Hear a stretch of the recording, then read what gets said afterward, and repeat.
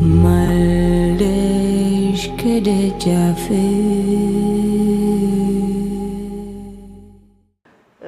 ተመልሰን መተናል በላሊበላ በነበረን ጊዜና አሁን ደግሞ ሰሞኑን ባዘጋጀነው በአዲስ አበባ ዩኒቨርሲቲ ፕሮግራማችን ላይ ስራዎቻቸውን ካቀረቡ መሃል ባንቺም ትገኛለች ያው ዛሬ አብራን ከኔ ጋር አለች አንዳንድ ጉዳዮች እናወራለን እንዴት ነሽ ባንቺ ደናነኝ መስገን አዲስ አበባ ለመድሻት ቆየሽ አይደል ብርዱ በተለይ አሁን ክረምቱ ትንሽ ከበድ ይላል በጣም ነው የሚበርደው በነገራችን ላይ እዛም ይቀዘቅዛል ያሳደገኝ ነገር ስለዚህ ብዙም እንትን አይልሽም የተወለድኩት ደሴ ዙሪያ ደቡብ ዞን የሚባል ተንታ የሚባል ወረዳ ውስጥ ነው የተወለድኩት ያው አሁን ደግሞ እዚህ ነኝ አዲስ አበባ ማለት ያስተዳደግሽ አኗኗርሽ እንደዚህ ጥበባዊ ነገሮች ወይም ደግሞ የግጥም የኪነ ጥበቡ የመጽሐፉ ሐሳብን የመግለጽ ጉዳዮች የተመቻቸለት ነበር አስተዳደግሽ ማህበረሰቡ እዛ ውስጥ ነው ያለው ቅኔ እዛ ውስጥ ነው ያለው ሐሳብ እዛ ውስጥ ነው ያለው ግጥም እዛ ውስጥ ነው ያለው ሁሉ ነገር እዛ ውስጥ ነው ያለውና እኔ በራሴ ያመጣሁት የለም እንደው እነሱ ናቸው ከዛ የቀዳውን የወሰድኩትና ስነ ቃልም በደንብ ያለበት በቋንቋ በጣም ሀብታም የሆነ ማህበረሰብ ሁሉ ነገር ለአርት በጣም ቅርብ ስስልብ በመትይው ነገር ወይ የላመ ነፍስ ያለው ማህበረሰብ ነውና ለአርት እጅግ በጣም ቅርብ ነው ሁሉ ነገር ከዛ ነው የሚቀዳው ካፈሩ ከውሃው ከሰው ካኗኗሩ ከሁሉ ነገርና እጅግ በጣም ያው ወሎ ሲባል ያው በቋንቋም በኪነ ጥበቡ ዘርፍ በአጠቃላይ በጥበቡ ከፍ ያለ ነገር ነው ያለውና እሱን እየሰማንም ነው ስናድግ ፊልም ያየን ወይ የሆነ ነገር ያደረግን አይደለም እኛ በትክክል እየሰማን ከሌኮ እንደዚህ ነበር ከሌ እንዲህ ነበር እንደዚህ እኮ ነው ከዛ የሚለውንም ሰው እያገኘ ነው በደንብ ጉልበት ቁጭ ብለን ከምንጩ እየቀዳን ነው የምናጣጥመው ያው እየቆየንም የሚገባም ቢሆንም ዘቂቶ ግን ከምንጩ ነው የተቀዳው እሱ ሲሆን ደግሞ ሲጠጡት ሲያጣጥሙት ያረካል እኔ ገረመኝ ምንድነው እንግዲህ ላሊበላ ላይ በነበረን ዝግጅት ላይ ያቀረብሽው በቅኔ ነበር የቅኔ ስር በቅኔ ያቀረብሽው ግጥም ነበርና እንግዲህ አመጣጥሽ ከሙስሊም ማህበረሰብ እንደሆነ እናውቃለንና የቅኔውን እንደዛ እንደውም የቤተክርስቲያን አባቶች ሁሉ ነበሩና በጣም በመደነቅ ነበር ሲያዩ የነበረው ይሄኛውን እስቲ ሐሳብ እስቲ ያውሪኝ ቅኔ ያው እስልምና ክፍት ነው እስከ ጥግ ድረስ መሄድ የምትችይበት ነው መንገዱ የተዘጋ አይደለም ይሄን ማሰባችን ይሄን ማራመዳችን ምናምን ሚል ነገር የለውም እስከ ጥግ ድረስ ነው ነፃነት አለሽ መመርመር መጠየቅ ማሰብ ትችላለሽ ነፃ ዓለም ነውና እሱ ፍቃዱ ስላለ በሱ ፍቃድ ውስጥ ምንም ይደረጋል ክርስቲያን አባቶች አሉ ቅኔ ይቆጠራል ምናምን አሁን ሲነግሩን ከጀርባ የቅኔ ትምህርት ቤት እዛው ፊደል የሚቆጠረው በየኔታ ነው ኦኬ እዛው ሙስሊም ማህበረሰብ ቢሆኑ አፋቸውን የሚፈቱን ቋንቋም የሚማሩት ከየኔታ ጋር ነውና ስለዚህ ምንም ችግር የለም ስለ ቅኔም ታውቂያለሽ ስለ ግጥም ታውቂያለሽ ሁሉ ነገር ነው የምታውቂውና ሩቅ አልሆነም ለዛ ነው ቅኔውንም እንደፈለግሽ የምትናገሪበት ነው በተለይ ደግሞ የዛን ቀን ግጥም የቀረበው ግጥም አብዛኛውን ጊዜ በገጣሚያን ዘንድ የሚታወቀው እንደ አይነት ግጥሞች አሁን በቅርብ ከጓደኛዬ ጋር ያወራንበት ነበር እሱ ግጥም ላይ የሚገርመው ነገር ትላንትናና እንደ አይነት ግጥሞች የሚጻፉት ገጣሚያን ጽፈው ሲጨርሱ ወደ ህልፈት እንደውም ሲያመሩ ሲጨርሱ የሚጻፍ ግጥም ነው እና እንዴት ነው የሚል ነገር ነበር ጥያቄ የተነሳው ሲያልቅ ነው በቃ እንደ አይነት ግጥም የሚጻፈው የጨረሰ ግጥም ወደዛኛው ለመሸጋገር የቀረብሽ ስትደርሺ ሲሆን ነው እንጂ በዚህ አልተለመደም እንደውም በዚህ እንዴት እንደመጣ እንደዚህ እና ያው የራሱ ሐሳብ ነበረው ገዘፍ ያለ ቅኔ እንደፈለግሽ ሐሳብሽን የምትገልጪበት ነፃው ነሽ በቃ ልመሽ ነው ማለት ነው ታልቂ ጨርሰሻል ልመሽ ነው የሚለው አባባል በጣም ደስ ይላል በስለሽ ዳብረሽ ስትወጪ ነውና ሐሳብን ግዴታ ግን በቅኔ መገለጥ አለበት ወይ ለምን ሁሌ በቅኔ መግለጡ ምን አስፈልገ አቅሙ ነው እንግዲህ የቋንቋ አቅም አለ የሐሳቡን አቅም ቋንቋው ይደግፈዋል ሐሳብ ነው ከዛ ሐሳብሽን የምትሰቅሊው ደግሞ የቃል መስቀል ላይ ነው እዛ የቃሉ መስቀል ላይ ነው እንግዲህ ምን ማለት ነው የቃል መስቀል ማለት ሐሳብ ይታሰባል አምሮአችን ያስባል ልባችን የሚሻውን ይሻል በደንብ እንደፈለግን ግን ቃል ስናሳክለው ስናመጣው ለምሳሌ ክርስቶስ መጀመሪያ በሐሳብ ነበር ብለን ስናስብና ስጋ ለብሶ ወደዚህ ምድር ሲመጣ እኩል አይደለም ያለው ነገር በሰዎች እይታ ልክ እንደዛ ሁሉ ሐሳብም የሰው ልጅ ሐሳብም በልቦናና በአእምሮ ውስጥ ይያለ ስለሚገለጽበት ነው የሐሳብ መቅለጽ በቃ የሚወጣበት ነው መስቀሉ ስለዚህ የመስቀሉ አቅም ማለት ነው አቅም የቃሉ አቅም አሁን ባለው ሁነት የአማርኛ ቋንቋ በጣም እየሞተ ነው የምታየው ቀጣዩ ጥያቄም የነበረው እንዴት ነው በዚህ የዘመናት ያገላለጥ ሐሳብን ያገላለጥ ሂደት ምንድነው ከበፊት የነበረው አገላለጥ አለ አሁን እንዳልሽው ቋንቋው እየሞተ ነው የመጣ ወይስ እንደ ዘመኑና እንዳለበት ልቦና ስለሚሰራው ነው እስቲ እኔ እንግዲህ እንደይመስለኝ አሁን እኔ አገር ቤት ተወልጄ እንደማድረግ የገጠር ልጅ እንደምሆኔ አማርኛ ነው የኔ አቅም ከተማ ያለ ልጅና ደግሞ እዚህ ዘመን ላይ ያለ ከተሜ የራሱ አቅም አለው ሃይ ምናምን ይያለ ነው አይደል ያው ልጅ የሚያድገው ሃይ ሲባል በእኛ ሌላ እንድምታ አለው በአማርኛ ሃይ ሀግ ማለት ነው ታይ ማለት ነው ማብረድ ነገር ነው ጉዳዩና አሁን ሃይ ባይ የለውም ሃይ እንኳን ብላ ባይ የምትልበት ጊዜ ራሱ የለም ሃይ ባይ ነው ወዲያው እና አሁን በዚህ እንደ አይነት ቋንቋ ባለበት አማርኛ ይዳብራል ማለት አይቸግርም ወይ ወላጆች እየተንተፋተፉ እንግሊዘኛ ለልጆቻቸው የሚያወሩበት ጊዜ ላይ አማርኛ አለ ለማለት አይከብድም ወይ ማለት ይኖራል ግን እየላላ ነው የሚሄደው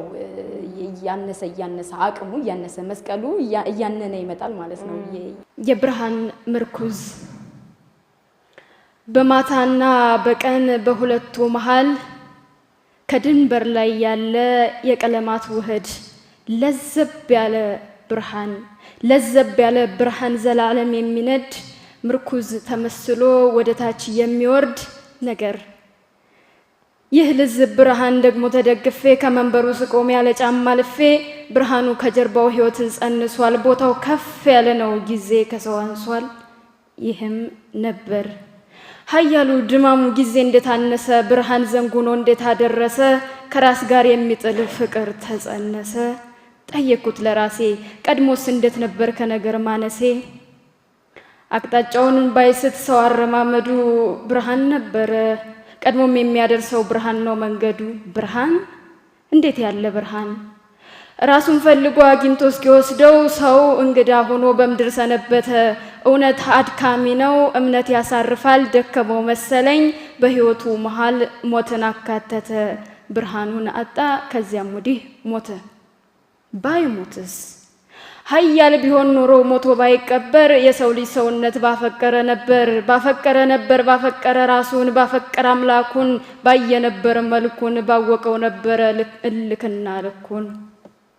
ባፈቀረ ቁጥር ለውልደት መሸቱን በጠላ ቁጥር ሞት መሽተቱን ለሚመሽ እድሜ ከርሞ ለማርጀት ቁጥር ቆርጡሞ እንደህል መፍጀት እንዴት ይፈጥናል ሰው ወደ ሞቱ ለዚህስ ነበር እልፍ ላይ እፍፍ ብሎ ህይወት መስጠቱ ይህንን ብሎ ይጠይቅ ነበር ሰው ስለራሱ ግን ባያድንም ያደነድናል አፈር መልበሱ መገንሰውነት ደግሞ እንደ ራስቀል እንደ ምድሪቱ እንደ ጨረቃ እንደ ማደሪያው ልክ እንደ ቤቱ እንዳገልግሉ ልክ እንደ ቅሉ አረማመዱ ግብ ነው በቃ አስተዳደጉ ደግሞ እንደ ዜማ ዝቅ ከፍ ከራስ መዋደድ በራስ መለከፍ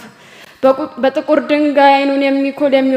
የሚወረወር ከፋፋት እኩል የሚደንሰው ከአበቦች እኩል የሚሰወረው በንፋስ በኩል ከሰማይ ምድር ፍቅር ይፈሳል ሁሉ ላይ ሾሞ ውዱን ያነግሳል እንዴት ያልጉዞ እንደምን ያለ አውራ ጎዳና የቃሉ ለዛ የጥበብ ማዛ የጠቢብ ዱካ የጥበብ ዳና ተቀኝ እያለ የሚያስለፈልፍ ስውር መለኮት ያባት ለልጅ ነው እንኳን ተልኮት በህይወት አፏን ደሞ ለታምር ባርኮት መዳፏን ፍቅር ብርሃን ነው ራስ ያሳያል ኃያል ጉልበቱ ሁሉን ያስለያል በልብ ውስጥ ያለ ብርሃን ነዶ ቢመረኮዙት ያደርሳል ማዶ ሰው ራሱን ወዶ ብርሃን ካከለ ለዚህም እዚሁ ለዚያም በዚያው አለ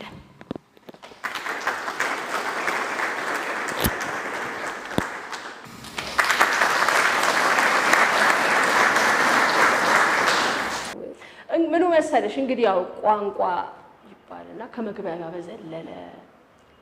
የማህበረሰቡ ማንነት ነው እና ከብደዋለን የሚባልም ነገር ሊመጣ ይችል ይሆናል።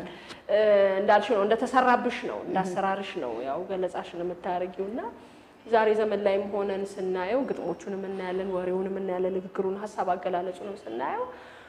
በቃ ከቋንቋ በዘለለ ያው ቋንቋ ነው ሌላ ምን የሚለዝ አንድምታ አለው። እንደውም እንድምታው በቃል ውስጥ ነው ያለው። በቃል ውስጥ ነው እንድምታ ያለው። ቅኔ የሚጠቅመው እሱ ነው። ሁለት ፍቻ አለው። ለምሳሌ መሸት ቢል አንደኛው እሸትነት ነው። ከዛ አሁን ሸተ ሸተተ እንደዚህ እያልሽ ፈለገ መሻት አሁን ደግሞ መሸት አሁን የሆነ ቃል እንድምታ አለው በውስጡ ቃሉ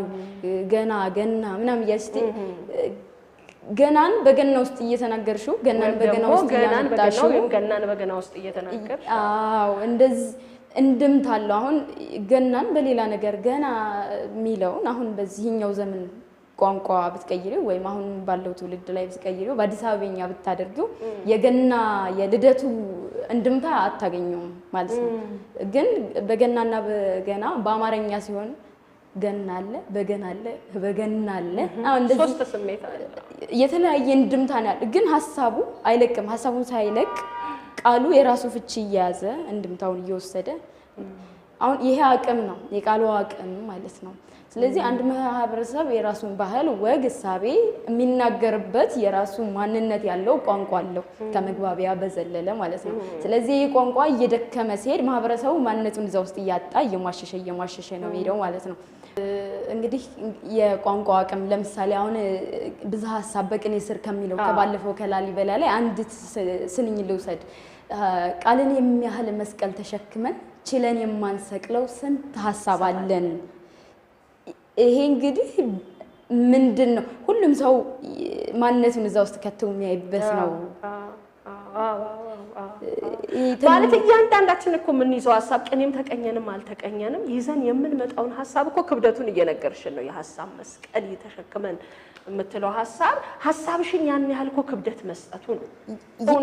ይወጣለታል። አሁን ይሄ ምንድነው የምታልጎመጉሚው አይሆንም። አውጥተሽው እርፍት ያለሽ ማለት ነው። በቃ ሐሳብም አለ ለካ ቃል ተቸግረን ነው እንደ ሃይባዩ ማለት ነው። እንደ ሃይባዩ ጊዜ የለም እዛ ውስጥ መገናኘት የለም። ሳይመጣ የሄደ ማህበረሰብ ነው። እንትን ልቦና የለውም፣ ትስስር የለውም፣ የላመ ነገር የለውም። በቃል የሚነካው ነገር አለ፣ ሰውነት የሚነካካው ነገር አለ፣ እዛ ውስጥ ያለው ስሜት አለ፣ የሚፈጥረው ትስስር አለ። ለምሳሌ ጉንጭሽን የሆነ ሰው ሲስምሽና እንዲህ ሲልሽ ቃልም እንደዛ ነው። አንዳንዴ እንዲህ ሲገፋሽ ሰላም እያለሽ ነው፣ እየሳመሽ ነው። የትኛው ነው አንቺ ጋር የሚቀረው? ይሄ የሚቀረው የትኛው ነው? ፍቅሩ የቱ ጋር ነው? የተከሻው ነው ወይስ የጉንጭ? የምትናፍቂው የትኛው ነው? በትከሻሽ የገፋሽን ወይስ ጉንጭሽን የሳመሽን? ፍቅረኛም እኮ ስለ ፍቅር የሚዘፈን አንድ ቀን ጉንጯን ከሳማት እያለ ሁሌ ታስታውሰዋለች እና እንግዲህ እዚህ ድረስ ነው የማህበረሰቡ ለጥበብ ያለው ቦታ። እስልምና በቅኔ ወይ በሆነ ነገር አላህ በሚለው በሆነ ጉዳይ የተቀነበበ አይደለም። ዓለም ነው፣ ነፃ ነው። ምክንያቱም ያው ስለማናቅ ነው። እስልምና የራሱ ህግና ስርዓት አለው፣ ክርስትናም የራሱ ስርዓት አለውና ቅኔ ብለን እንዲሁ በመስማማት እንጂ እኮ ህግ ያወጣለት የለም። በመስማማት ቅኔን ወደ ክርስትና ስላደረግነው ከእስልምና ዘንድ ቅኔ ሲመጣና የሆነ በእስልምና ውስጥ አደገ ሰው ቅኔን እንደዛ ሲዘርፍ ያው ግብዝነታችን ነው። ሌላ ጉዳይ አይደለም። ተቋማዊ ስለምናደርገው አሁን እንዴት እንደሚሆንም ታውቂዋለሽ። ተቋማዊ ስለሚደረግ ነው እንጂ ቅኔ ሀብት ነው፣ ጥበብ ሀብት ነው። ለእንትና አይደለም፣ ባለቤትነት አይደለም ያለው እዛ ጋር። ይሄ ሌላ ጉዳይ ነው ጉዳዩና እንግዲህ ይሄን ይመስላል። ባለፈው ደግሞ አንድ ያስነበብሽኝ ግጥም ነበር። የዜማዋ ነገር አርስት የላትም መሰለኝ፣ ግን በጣም የነገር ያገላለጹ አይገለጽሽልኝ በጣም ደስ ይላል። እንዴት አይነት ሶስት አይነት እንትን እንዳላት ሶስት እንድምታ እንዳለ እንግዲህ ዜማ መንከትን ይፈልጋል። የሆነ ነገር ካልተነካ ድምፅ አይወጣም። የሆነ ነገር መነካት ይፈልጋል፣ ነፍሱን መነካት ይፈልጋል። ስጋሽ እንኳን ሲቆረጥ ህመም ካልተሰማሽ አትይም። ዝም ብዬ አይደል መቆረጥ አለብኝ ለማለት መነካት አለብኝ ለማለት ይሰቀጥጠኝ ወይ ሊያስደስተኝ ወይ የሆነ ሰው ወግ እያወጋሽ ምትዩ የሆነ ነገር ስታገኝ ነው አለዛ የለም ዜማ ደግሞ እንድምታው ሰፋ ያለ ነው ምትዩ ብቻ አይደለም የተነካሽበት ነገር አለ የተነካሽውን ነገር እያልሽ የምታውጭበት ነው ባወጣሽው ነገር እያልሽ የምትገረሚበት ነው እንደገና በተገረምሽበት ነገር ላይ የምታርፊበት ነው ብለሽ ነው የምታርፊ ብለሽ ነው የምታወጪ ብለሽ ነው የምትደመሚው ስለዚህ ዜማ ዝም ብሎ አይደለም አሁን ዜማ ሲባል ተራ ነገር ሊመስል ይችላል እኔ አሁን ልጆኝ ከማስታወስ ለመግለጽ ነው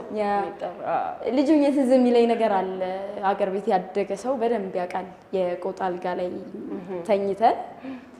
እናቶች ማለዳ ነው ይፈጩት ቀን የምትፈጭ እናት የለችም ያው የስንፍና ካልሆነ በስተቀር ወይ አለመድረስ ካልሆነ በስተቀር ማለዳ ነው ይፈጨው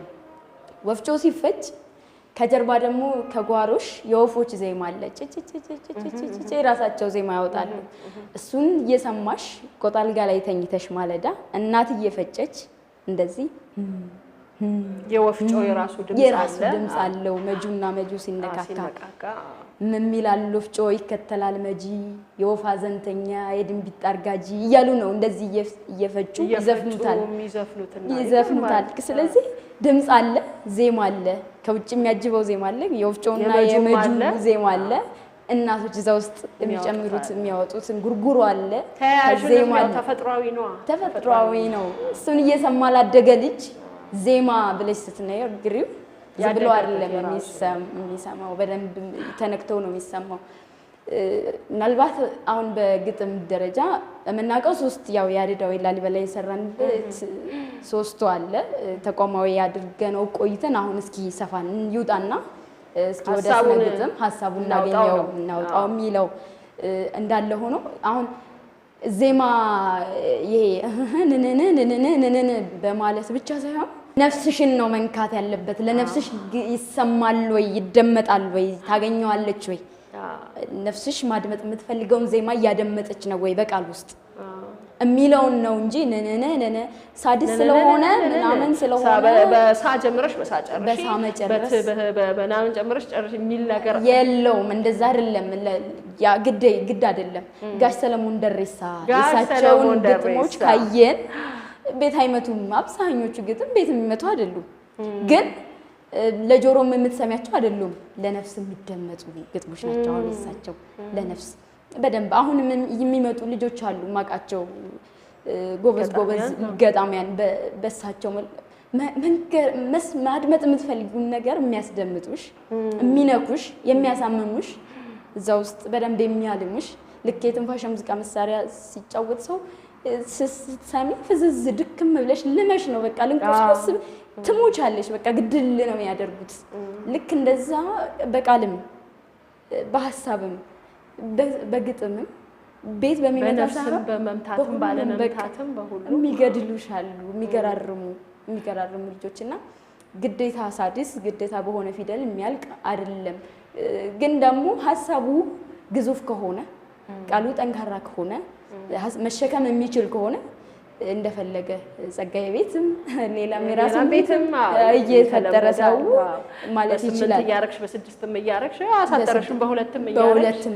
እየተደረገ አዝማሪዎች አሁን ሲያዘምሩ በ2 በ3 ስንኝ ውስጥ ነው ሐሳባቸውን የሚጨርሱት የሚዘጉትና እንደሱም እየተደረገ ያ ዋናው ግን ምንድነው ሐሳብ መብሰል መቻል አለበት ይሄ ምን ጉሮሮ ላይ ሙዚቃ አልበሰለም እንደሚሉት ሁሉ ሐሳብ በልቦና ውስጥ ካልበሰለ አውጥተሽ እሺ ቃል ብቻ መንገር ነው ዲክሽነሪ መሆን ነው ተርጓሚ መሆን ነው ቃል ታስቀምጫለሽ ምናልባት የሆነ ነገር ይኖርሻል የቃል የሆነ ለታሪክ ሌላ ኪዳን ወልድ ክፍሌ ሌላ ሊሆን ይችላል ግን ሐሳቡ ከዳበረ ከተብላለ የእያንዳንዳችን ምንም ይገለጻል በጣም ነው ማመሰግነው ባንቺ የተመልካቾቻችን በጣም ነው ማመሰግነው ባንቺ በጣም አመሰግናለሁ እንግዲህ ተመልካቾቻችን የነበረን ቆይታ ይሄንን ይመስላል ፕሮግራማችንን እንደምትወዱት ተስፋ እናደርጋለን በሚቀጥለው ውይይት እንገናኛለን ሰላም ክረሙ